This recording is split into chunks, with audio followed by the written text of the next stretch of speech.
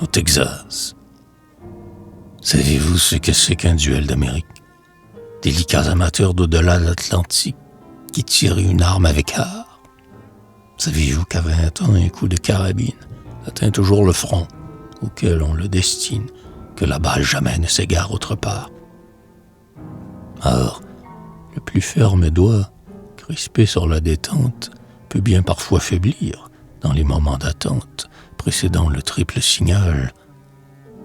On touche un but, c'est vrai, mais l'âge blessure n'a pas assez de sang pour laver une injure, n'a pas assez tué le corps d'un dur rival.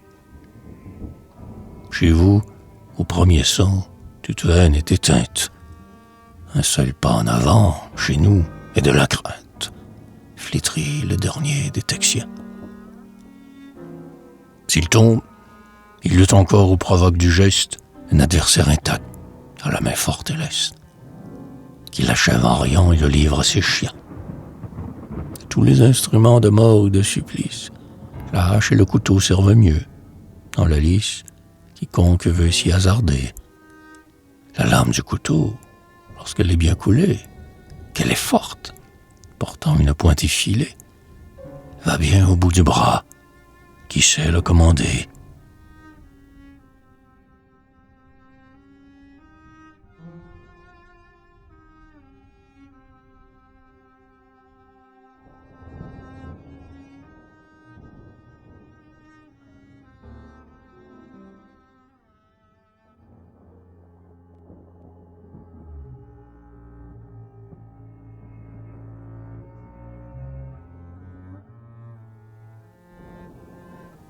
Il devra terminer nos rugissantes haines, se dirent deux voisins, en se montrant les gaines qui battaient leurs larges côtés.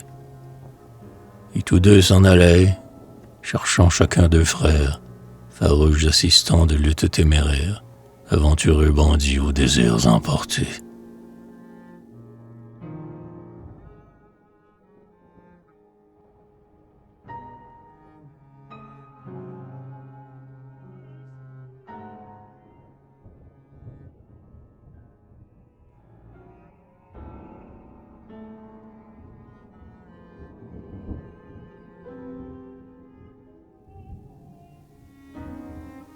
Un bouge abandonné, dont le vieux toit s'incline, s'estompe sur le front d'une haute colline, comme un spectre des noires nuits.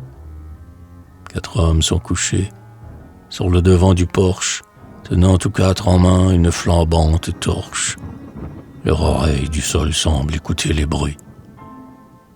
Par un ciel aussi sombre, et surtout à cette heure, que viennent-ils attendre autour d'une demeure, aux murs lézardés et crôlants?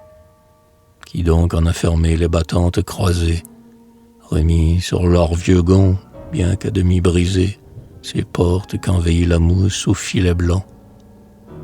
Ce sont eux. Mais pourquoi? Vous allez le connaître.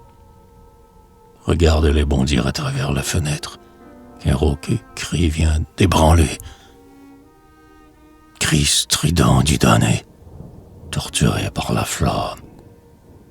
Cri d'angoisse, arraché des profondeurs d'une âme, qui laisse un corps maudit que Dieu veut immoler.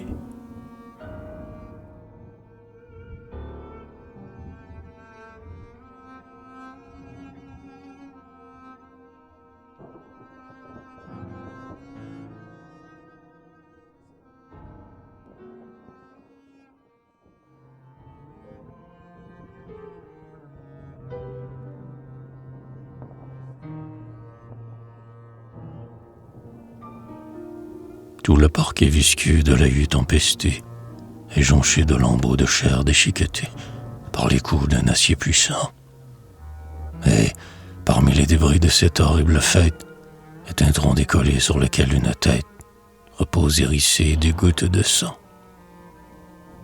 Hors du cercle blafard que décrit la lumière, dans un recoin ombré de la paroi de pierre, un des champions est debout. Ses pieds sont nus, ainsi que ceux de sa victime. Ses dents mordent encore l'instrument de son crime. Sa lèvre se blanchit d'une écume qui bout. Je l'ai tué, dit-il. J'ai bien fait. Le lâche, au milieu de la lutte, oublieux de sa tâche, voulait fuir mon couteau vengeur. Le mur était scellé. Ses courses circulaires, quoique muette et folle, attisa ma colère. Il tomba. Je suis fier d'être son égorgeur.